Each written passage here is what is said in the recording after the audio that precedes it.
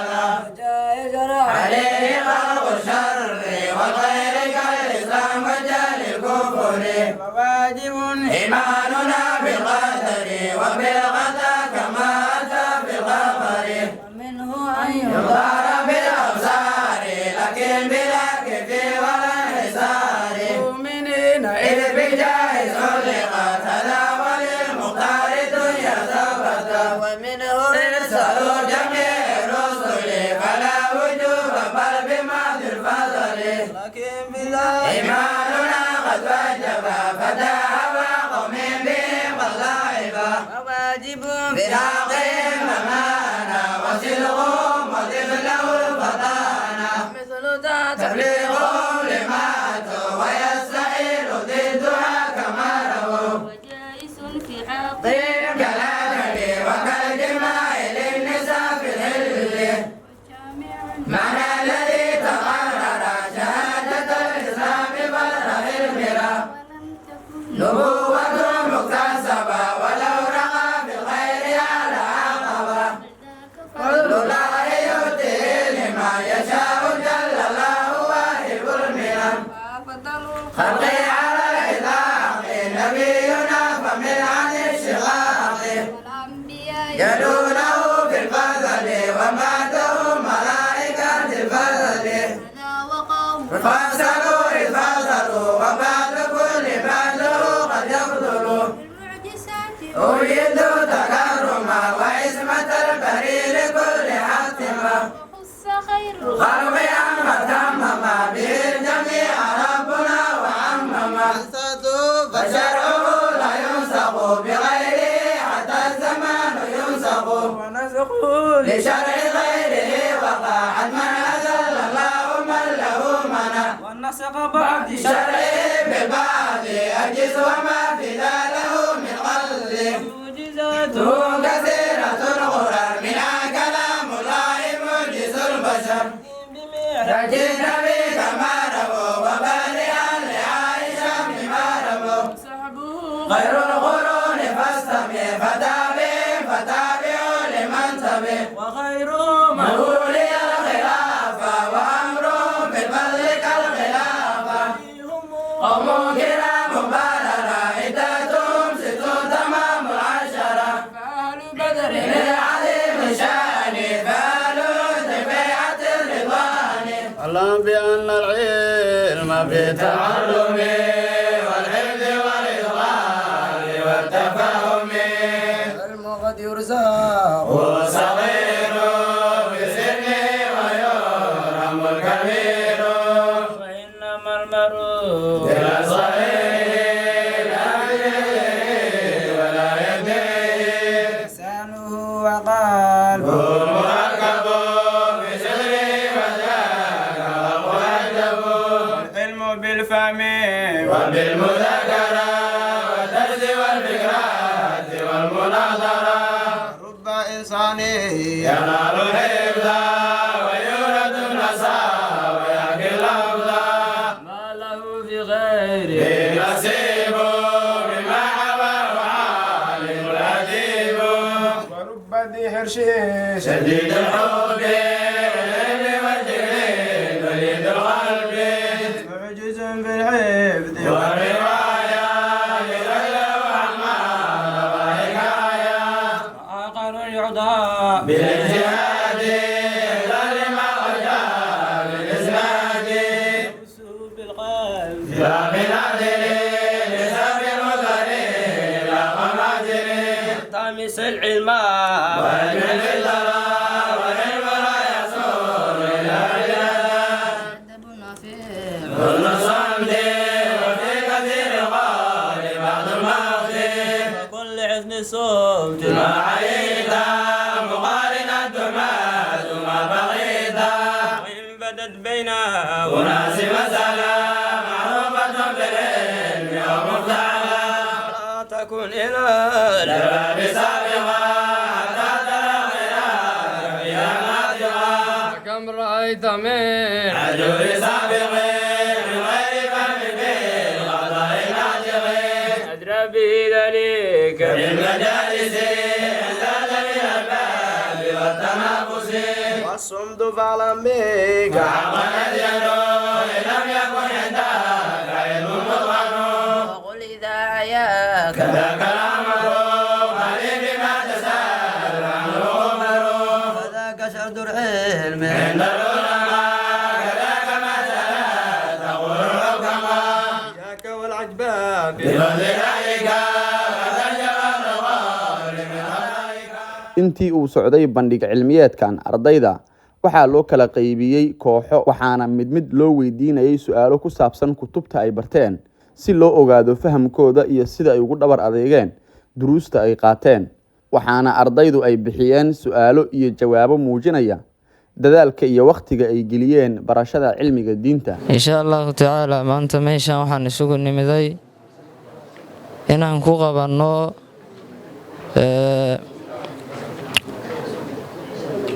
bandhiggii sanawiga ahay oo madarasada ay samay jirtay sanad weliba marka insha allahu tacaala ilaahayna waxaan ka baryaynaa inuu towfiiqdana waafajiyo waxaana la iska rabaa inta su-aaluhu socdaan ardada inay isdejiyaan oo isku dayaan su-aasha inay fahmaan, kabacdina ay ka jawaabaan, ayna u niyeystaan qayb ka mida nashrul cilmi inay tahay cilmiga in la faafiyo. marka insha allahu sidaasaan isku ognahay. insha allah waxaan gudageli doonaa musaabaqadeennii ayaan gudageli doonaa. su-aalahaan ku bilaabaynaa insha allahu waxaan ku bilaabaynaa kitaabada fiqiga, kitaabka la yidhahdo safiinatu najaa. marka su-aalaha insha allahu iska fiiriya. marka ugu horeysa waxaa la weydiinaya su-aasha wiilasha la weydiiyaha safiinatu najaaleyda. su-aasha ugu horeysana waxay tahay kayfa tudharu najaasatu lkalbi walqinsiir, eyga iyo doofaarka najaasadooda see loo daahiriyaa? eyga iyo khinsiirka ama doofaarka najaasadooda sidee loo daahiriyaa? najaasada caanteeda kooda la zuulina, kadib 7 dhaqmo la marina, midkood mida caraa lagu dhaqaa. ardaygaas jawaabta uu ka bixiyey waa midii saxda ahayd. waxaan weydiihaynaa gabdhaha, waxay noo dhahaysaa sida tan: carif annijaasata alxukmiyata, nijaasada oo xukmiyada ah maxaa la yidhaahdaa? tacriifkeeda sheeg. nijaasada xukmiyada waxaa la yidhaahdaa mid aan ur lahayn oo dhadhan lahayn oo midabna lahayn aa la yidhaahdaa.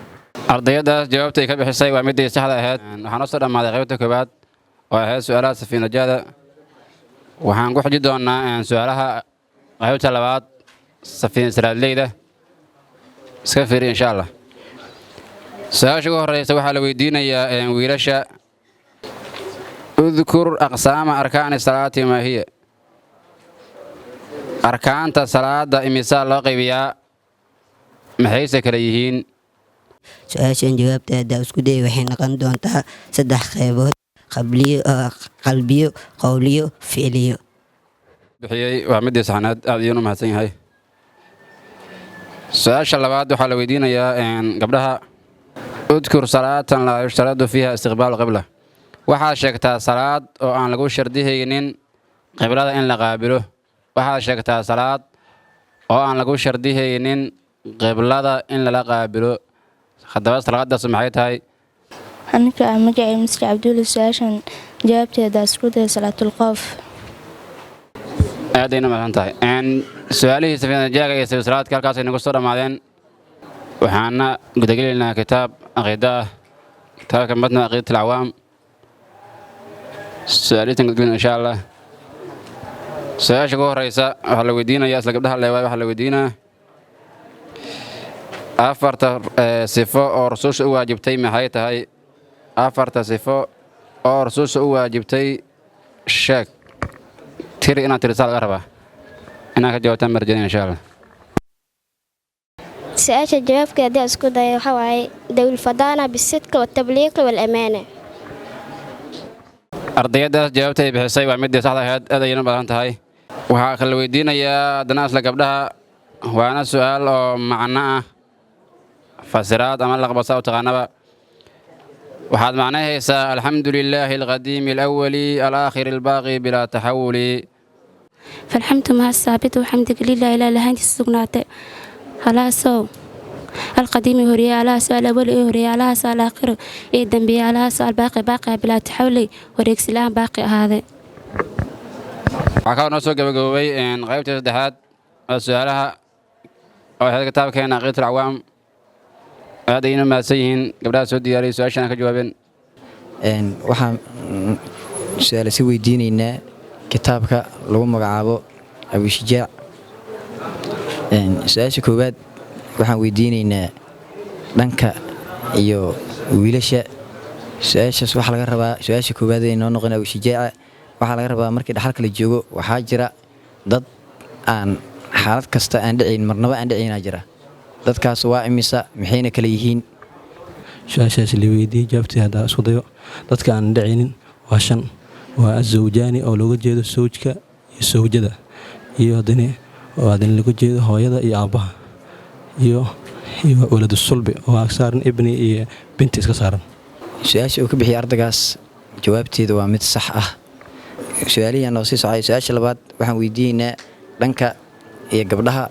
gabdhaha waxaa laga rabaa inay nooga jawaabaan ninka markay gaalada iyo muslimiinta ay dagaalamayaan, ninka ku dagaalamaya faraska haddii qanimo la soo qaato meeqa sahmiyaa la siinaa ninkaas faraska ku dagaalamaya gabdhaha la weydiinaya insha allah. bismillaah anigoo magacaygu yaa Fataax Cabdiraxmaan su-aasha jawaabkeeda haddii aan isku dayo 3 sahmiyaa ayaa la siinaa. halkan haddana waxaan ka gelaynaa kitaabka lagu magacaabo Al-Yaquut Nafiis. isna su-aalahan iska weydiihaynaa. su-aasha koowaad waxaa lagu bilaabaa dhanka iyo wiilasha. su-aasha koowaad oo Yaquut Nafiis aan iska weydiihayna waxaa waaye sujuudu shukri waa meeqa sujuud halkeena lagu sunneeyaa goormeena la sunneeyaa. su-aasha waxaa la weydiinaya dhanka iyo wiilasha. su-aasha jawaabteeda haddii aan isku dayo waa hal sujuud shukri waxaa la sunneeyaa markay nimco kuu soo diriso salaada banaankeedaana lagu sunneeyaa. ardaygaas su-aasha la weydiiyey jawaabta uu ka bixiyey waa mid sax ah. haddaan kusii socono kitaabka Al-Yaquut Nafiis. su-aasha labaad waxay noqonaysaa hooyada goormay thuluth wax ku dhaxashaa. hooyada markii thuluth la joogo goormay thuluth wax ku qaadataa. su-aasha jawaabteeda haddii aan isku dayo hooyada markay thuluth ay ku dhexlayso waxaa waaye haddii farac warid uusan joogin iyo walaalo tacdud haddii aysan joogin thuluth hooyada wax ku dhexlaysa. su-aasha la weydiiyey ardaygaas jawaabta uu ka bixiyey waa mid sax ah. markaan isla kitaabka ayaan ku dhex jirnaahe dhanka iyo gabdhaha haddii aadno waxaa laga rabaa gabdhaha inay nooga jawaabaan ribada meeqa shay ay gashaa. ribada meeqa shay ayay gashaa. bismillaah anigoo magacayga yaa Ifraax Cabdullaahi Cali su-aasha jawaabteeda isku dayo waa 3 daaf fido iyo kuwa la quudeysaayo. su-aalaheennii aan iska weydiihina kitaabka Yaquut Nafiis halkaasay nooga yihiin. masjidul abraar ayaa ka mid ah masaajidda hoos tagta jamaacada faca weyn ee jamaacatu Sheekh Daa'uud Culusow waxaana jamaacadu ay caan ku tahay faafinta cilmiga diinta iyo tarbiyeynta ardayda iyada oo la barayo quraanka kariimka ah iyo kutubta shareecada islaamka. mudariska masjidul abraar Sheekh Maxamuud Maxamed Yaxye ayaa door weyn ku leh baridda iyo hagidda ardayda isagoo si joogto ah u bixiya duruus iyo tilmaamo kor u qaadaya aqoonta ardayda. bandhiga cilmiyeedkan ayaana qayb ka ah dadaalada lagu dhiirigelinayo ardayda si ay u bartaan isla mar ahaantaana ay u sii wadaan barashada culumta diinta islaamka isla markaana lagu muujiyo heerka ay ka gaareen ardayda wax ka barata masjidka aqoonta iyo xifdiga culumta shareecada islaamka. waxaana sidoo kale ugu dambeyn munaasabada bandhiga cilmiyeedka ah ka hadlay ardayda iyo waalidiinta oo cabiray dareenkooda. waxaana isu dardaarmaynaa sidaan in la sii laasimo oo ardaydu ay didaalaan ilaa cilmiga minaan lagu didaalin hadhow waxba lagama jawaabi karaayo. marka waxaan isu dardaarmaynaa in lagu didaalo culummadana la ixtiraamo ilaa wax walba waxay ku suurtagalaan adabta adaabtana lagu didaalo sida haddaba ay idinkaga muuqato adabta inaad sii xoojidiin. maxaa yeelay adaabtu wax sahlan maaha. culummada qaaraa kutubo u gooniya kaba alifaba sida imaamul bukhaari oo kale adabul mufrad oo leeyahay adaabta bisha uga hadlaa. marka adaabtana in lagu didaalo adaabtana way fara badan tahay. ilaahay in laga adaab qaataa ka mida nabiga laga adaab qaato calayhi salaatu wasalaam culummada laga adaab qaato waalidiinta laga adaab qaato dadkaada la nooshahay laga adaab qaato intaasoo dhanba waa la isaga baahan yahay. marka intaasba in lagu didaalo ayaa idinka rajaynaa insha allahu tacaala. ilaahayna qaabka looga adaab qaadayo waa inuu qofku wax allaala wuxuu ku waajibiyey la yimaado wuxuu ka xarimana uu ka haro. nabigana calayhi salaatu wasalaam waa inuu raaco meelaha lagu sheegayo uusan ku hadlin. culummadana waa inuu ixtiraamo ilaa booskii nabigay joogaan calayhi salaatu wasalaam. waalidiintana sidaasoo kale iyagana waa inuu ka adaab qaato haddii uu u tago hadal jilacsan kula hadlo ugu naxariisto sidii isagu markuu yarayba ay ugu naxariisan jireen sida ilaahayba yidhi waqul rabbi irxamhumaa kamaa rabbayaanii sagiira rabbi irxamhumaa kamaa rabbayaanii sagiira ugu naxariista sidii ayagaba markii aad yareed ay kuugu naxariisan jireen. adoo yar waxa waaye oon kici karin ayagaa ku toosi jireen inaad tagto loo baahdo ayagaa ku gey jireen. ayagana waxaa la rabaa inaad ka adaab qaadato dadka aad la nooshahana inaad ka adaab qaadataa la rabaa oo qofka kaaweyna aad ixtiraamto qofka dhexdhexaadana aad ixtiraamto qofka kaa yarna aad ixtiraamto. maxaa yeele qofkan ma ogid ilaahay agtiisa darajada uu ka joogo, waxaa laga yaabaa taad ka joogto mid ka sarreyda inuu ka joogo. marka sidaasaana la rabaa qof kasta inuu ictiqaadiyo. marka intaanayna noogu xiran tahay musaabaqadii saaka noo soo bilaabatay. ilaahay subxaanahu wa tacaalaana ku mahadsan. wasalaamu calaykum waraxmatullaahi wabarakaatu.